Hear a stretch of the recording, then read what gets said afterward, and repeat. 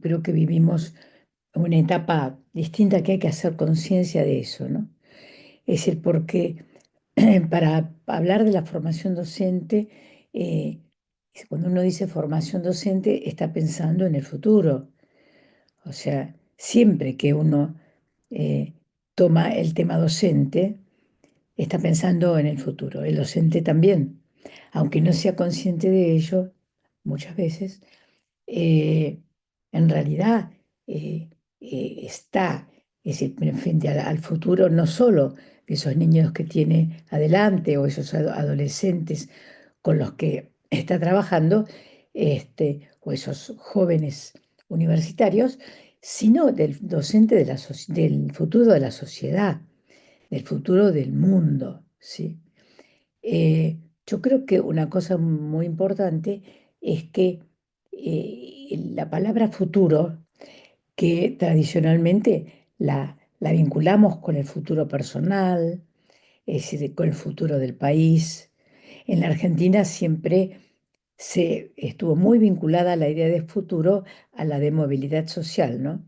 La creencia de que hay mecanismos ¿m? Diferentes, usados por diferentes gobiernos, es el que promueven la movilidad social. Como que la Argentina es vista además desde afuera, hoy día con asombro, ¿no? No pueden creer lo que pasa, como el país en donde se puede ascender socialmente, y que en donde el sistema educativo es decir, sin discutirlo, eh, un ascensor, es decir, un elevador, es decir, que si estudias vas a llegar más allá, ¿no?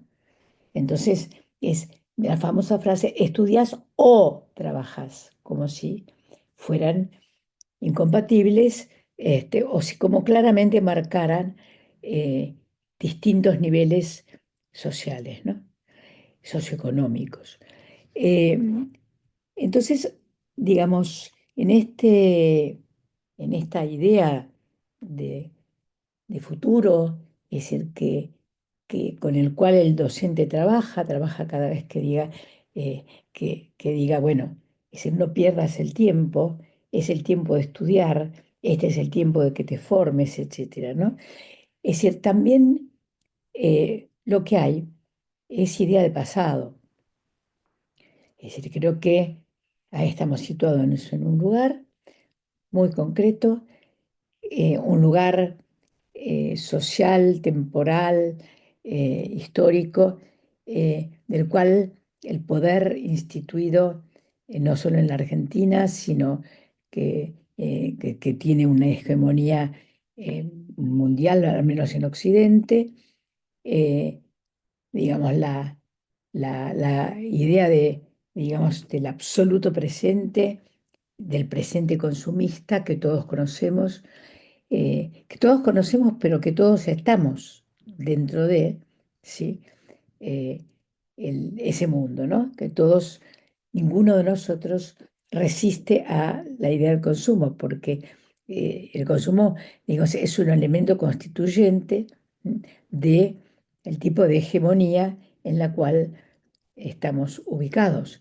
Y recordemos que hegemonía no es lo mismo que dominación, ¿no? Es decir, hegemonía, es decir, la dominación se parece más a lo que intenta hacer el gobierno de Milei. Hegemonía es lo que de alguna manera consiguió Milei cuando ganó, ¿no? Que es la posibilidad de una fuerza política débil o fuerte, no importa. Tenemos ejemplos muy terribles en la historia, nada más recordar los años 30 en Alemania y en Europa en general. eh, y entonces, no sé, un poder hegemónico ubica a todos los sujetos de la sociedad, ¿sí? De diferentes maneras, es decir, con diferentes roles, y aunque sean disidentes, de todas maneras, ¿sí? Están ubicados en un mundo determinado, ¿no? Por eso, digamos, cuando hay frases repetidas como eh, la, la tecnología es la que la que ha cambiado el mundo. ¿Sí? La culpa es de la tecnología. Es decir, yo me acordaba, estaba leyendo, cuando se inventó la imprenta, ¿no? Cuando Gutenberg en el 1500 y algo inventa la imprenta, eh, se produce una serie de problemas enormes y más cuando inmediatamente un editor no, alguien edita. Y entonces en Venecia, empieza a editar en Venecia y a distribuir de una manera impresionante. Y la reacción social es enorme, ¿no? Es enorme. Imagínense los viejos copistas, ¿sí? Que de repente se van quedando sin trabajo, pero no saben cómo reciclarse. Y bueno, entonces, digamos, es decir, ¿por qué me fui hasta Gutenberg? Porque digamos, he leído varias cosas en donde la gente se repetía, ¿sí? Esto es el fin, esto es el fin del mundo, pero lo repetían dentro de, ¿sí? Un contexto sociocultural. Y yo creo que ahora pasa algo así, no puedo evaluar hasta qué punto las tecnologías van a cambiar no solo nuestra vida, sino nuestro cuerpo, hasta dónde, digamos, van a realmente ser el único instrumento de la política, pero sí que estamos en un momento en donde hay que tomar conciencia de que las fuerzas hegemónicas son otras, no son las mismas de la época desarrollista, ¿sí? Es decir, aunque el desarrollismo haya sido, eh, digamos, no sé si un error, pero al menos un fracaso, y una ignorancia de que nosotros, sobre todo nosotros los argentinos, no todos, pero muchos países latinoamericanos, eh, estamos eh, absolutamente ubicados en el cono sur latinoamericano. Es decir, esto ya lo estableció la teoría Monroe en 1820, nunca sé si es 23 o 32, se me salta, 23, eh, que estableció que somos los hermanos menores, los latinoamericanos, somos los hermanos menores de los Estados Unidos, y hace muy pocas semanas o un mes, ¿sí? La comandante del Cono Sur, de la defensa de Estados Unidos, lo ratificó. Lo ratificó, pero además dijo del litio, ¿sí? Además nombró mm, las grandes reservas naturales de la Argentina. Dijo, bueno, sí, a nosotros nos interesan, son nuestro interés principal, ¿no? Y esto hay que tenerlo en cuenta. En el marco de qué hegemonía estamos. Eh, y de ahí deriva, eh, digamos, un corrimiento del tema del conocimiento que me parece que es muy importante. Ahí hay que marcar dos cosas. Una, que es eh, que efectivamente el conocimiento avanzado del mundo. Pero ha avanzado, yo creo que una de las principales razones es que ha avanzado porque ha avanzado la alfabetización, ha avanzado la escolaridad, ¿sí? Y porque hay capas muy importantes de jóvenes que llegan a golpear las puertas de las universidades, ¿sí? Es decir, porque es un aspecto en el cual el sistema escolar, que no tiene tantos años, el sistema escolar moderno, ¿sí? Tiene, digamos, exagerando un poco sus principios, 2 siglos. Y si uno lo compara con otros sistemas educativos, otras modalidades, para llamarlo así, de la historia, se encuentra con que es un sistema que tiene muy poco tiempo. Eh, pero cuando uno se encuentra con que, digamos, ha cambiado el sistema educativo, ha ayudado a cambiar la sociedad, que mucha más gente tenga mucha cultura, ¿no? aunque sea desigual, aunque encontremos mucha gente que no accede en el mundo, ¿sí? Y que sigue siendo analfabeta, y en la Argentina tengamos también analfabetismo, ¿no?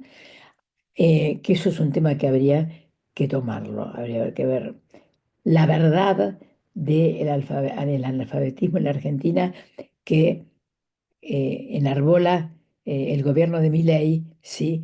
Es decir, con pegado, ¿sí? Y que a lo mejor para, ¿sí? Pegarse a las fundaciones, pero habría que ver cómo es.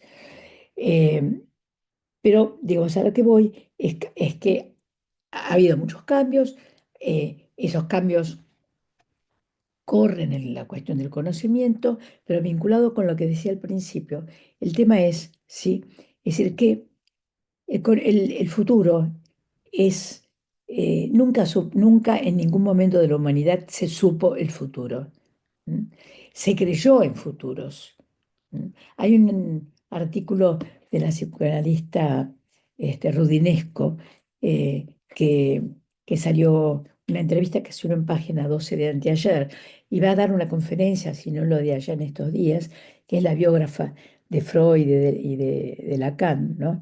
Les recomiendo que la lean, es muy interesante, porque, digamos, ella justamente muestra, digamos, cómo el tema de la caída de la religión, que es no es de las creencias de las personas, sino de el poder de la religión como organizador de la sociedad, ¿no? Es decir, que es todo un tema. Con la caída del muro eh, en Europa, la caída del muro de la Unión Soviética, con el fracaso del socialismo, más allá de los errores terribles, ¿sí? Que los regímenes socialistas reales han tenido, ¿sí? La cuestión es que desaparece la alternativa, ¿no? Entonces ese futuro en el cual educamos, ¿sí? Es un futuro que no podemos organizar, no podemos organizar un discurso sobre el futuro. No podemos a los chicos organizarles un discurso sobre el futuro. Una fantasía sobre el futuro, ¿sí? Imaginar el futuro. Y no se puede vivir fuera de un presente absoluto, no se puede escapar de ese presente absoluto a donde nos atrapan las plataformas, ¿sí? Si no tenemos futuro. Y para eso hay que tener pasado, ¿no? Ahora, eh, el tema del conocimiento, ¿sí? Entonces, junto a, digo, la falta del futuro a la cual se agrega, no es que haya falta de futuro, es que no sabemos qué hacer, ¿sí? A la cual se agrega el tema ambiental, que aparece como algo inevitable, catastrófico, y lo es, ¿sí? Eh, Frente al avance de la mujer, que es imparable, etcétera, etcétera, ¿sí? Yo creo que lo que ha habido es dos tipos de reacciones. Una reacción que tiene que ver con los cambios en la economía, con un nuevo tipo de hegemonía, ¿sí? Que se apropia de todo y, en primer lugar, del conocimiento, ¿sí? El conocimiento es una de las instrumentos centrales de lo cual se apropia. Por lo tanto, tiene que apropiarse, ¿sí? De los instrumentos vinculados con el conocimiento y de las tecnologías vinculadas con el conocimiento, y triturar, ¿sí? Y triturar las anteriores concepciones. ¿Mm? ¿Quiénes son los portadores de esas anteriores concepciones? Los docentes y las escuelas. Eh, Esto por un lado. Y por otro lado, yo creo que también además de un tema fundamentalmente un económico, digamos, de la economía del mundo financiero, de la concentración brutal en pocas personas, fíjense, ¿sí? El presidente de los Estados Unidos, ¿sí? Teniendo, así como tiene Milei a Schwarzenegger, teniendo a Elon Musk, ¿sí? Es decir, un hombre que es no solamente uno de los millonarios más importantes del mundo, sino un enorme con proyecto. ¿Cuál es su proyecto? ¿Sí? Ir al espacio, competir en el espacio. ¿sí? Que ha mandado, él y otro más son las dos primeras empresas que empiezan a competir en el espacio, ¿no? Esto lo estamos viviendo. Entonces, digamos, yo creo que frente, digamos que esto es en relación a la concentración del poder, el poder financiero, eso en muy pocos, ¿sí? Y con ánimo dictatorial, ¿no? Con ánimo dictatorial, pero sobre base de una hegemonía, porque cuando nos quejamos de que nadie hace esto, bueno, que no reaccionamos frente a las atrocidades que hace este gobierno, en realidad no es que no reaccionamos, es que no sabemos cómo reaccionar, es que estamos azorados, ¿no? Frente a lo que pasa y no encontramos nuestro lugar. Y yo creo que parte importante del voto pro Milei ha sido una reacción cultural. Fíjense, ¿no? La famosa cosa que todos sabemos, que la mayoría de sus votantes son hombres jóvenes, ¿sí? Es decir, es una reacción machista, es una reacción clasista, ¿sí? Es una reacción racista, ¿sí? Muy fuerte, muy fuerte. Pero acá hay que preguntarse una cosa, ¿por qué ganó? Porque no fue mágico, fue votado, ¿sí? Voy a decir una cosa fuerte. La mayoría del pueblo argentino votó a Milei. Y si bien no sabía, se está dando cuenta ahora, en la piel, ¿no? De qué es lo que hace mi ley, cuál era lo que traía, las líneas generales se conocían. Entonces, digamos, me parece que hay que tener en cuenta, ¿sí? Es decir, que en este cambio, estoy tratando de sintetizar, que en este cambio de época, ¿sí? Eh, nosotros tenemos que encontrar, nosotros docentes tenemos que encontrar cuál es nuestro lugar. En ese sentido, sí, eh, fíjense hasta dónde no sabemos que la resolución 476, ¿sí? Es aprobada, lo dijo recién Miriam. ¿M? Levantan la mano todos los ministros, todos los directores de los institutos. Nadie puede decir no, no nos ubiquen en ese lugar. O sea, a ver, nadie, no puede ser, ¿sí? Que todos ellos, así de la manera ingenua, para decir una cosa muy suave, crean que la palabra evaluación, ¿sí? Que la palabra información, que la palabra certificación y acreditación quiere decir lo mismo, ¿sí? Para el secretario Cotorrendel que para lo nuestro, esto lo dijo la CETERA, el comunicado de la CETERA, que además nadie tomó en cuenta lo que pensaba la CETERA, nadie tuvo en cuenta, nadie dijo, a ver, ¿y qué piensan los docentes? Ningún ministro, ningún director de instituto. Pero entonces hay un punto en el cual acuerdan, en el cual finalmente acuerdan. Y bueno, acá que alguien venga a poner orden. Sí, claro, no hay plata, lo que sea, pero que alguien venga a poner orden. ¿M? Me refiero no solo al país, porque si lo dicen respecto al país, están pensando respecto a la escuela, al aula, etcétera. Y no se trata simplemente de poner orden, se trata de qué orden. ¿M? ¿Cuál es el orden? ¿Cuál es el futuro que queremos? ¿Sí? ¿Hacia dónde ir? ¿Sí? Con la ESI, hacia dónde ir con la educación ambiental, con la educación política, ¿sí? Que ahora hay un ataque de la vicepresidenta, bueno, toma lo que puede, porque está ahí supuestamente arrinconada, y ahora le agarró un ataque contra los libros, la serie de libros excelente de la provincia de Buenos Aires, y ahí ataca al gobernador, etcétera, etcétera. Eh, entonces, digamos, esta hegemonía dentro de la cual vivimos, ¿sí? Tiene una cosa tremenda, que es que llega a cada rincón, a cada lugar, a cada situación que puede, desde la cual se pueden conservar derechos. Derechos que fortalecen, porque la gente sin derechos, el que está muy mal, el que está en situación muy miserable, no tiene fuerza para cambiar las cosas. Y en cambio, quien está un poco mejor, quien ha recuperado derechos o no los ha perdido, ¿sí? Y hace conciencia de eso, a mi manera de ver, está en mejores condiciones de asociarse con otros, ¿no? Y de pensar en conjunto qué hacemos. Yo creo que esto no es para nada ajeno a los docentes. Es decir, cuando los docentes dentro de este proyecto empiezan a perder, yo lo veo mucho en la universidad, empiezan a perder cargos.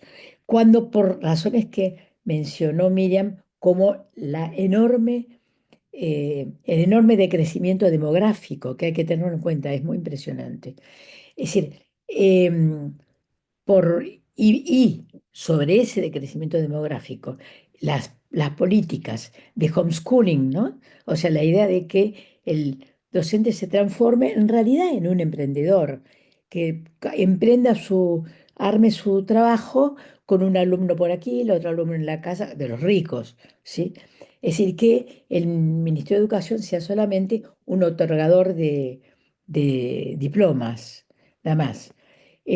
Bueno, o un convalidador de lo que las empresas, ¿sí? De qué manera las empresas construyen conocimiento y toman empleados. Es decir, como, por ejemplo, tengo el ejemplo de Coto, de Coto, el del supermercado Coto, que me enteré de que despidieron a un conocido, que sabía un montón, que lo tenían ahí porque sabía un montón. Y resulta que, ¿por qué lo despidieron? Porque en realidad ¿a quién contrataron? A una empresa que tiene que ver con otra empresa, en una segunda tercerización, ¿sí? Es decir, y se enojaron con la empresa. Con lo cual quedaron en la calle un montón de empleados de Coto. Y escuché varios que decían, bueno, ahora vamos a tener que ir a trabajar, y vamos a ir a Rappi o vamos a ir a algo de eso, porque ahí podemos nosotros ir a la hora que querramos, etcétera, ser nuevos emprendedores. Un segundo, un segundo. Hola, hola. Sí, estoy muy bien, estoy en un Zoom. Chao. Te llamo ya. Chao. Perdón, ¿eh? Perdón, pero se cruzó una llamada.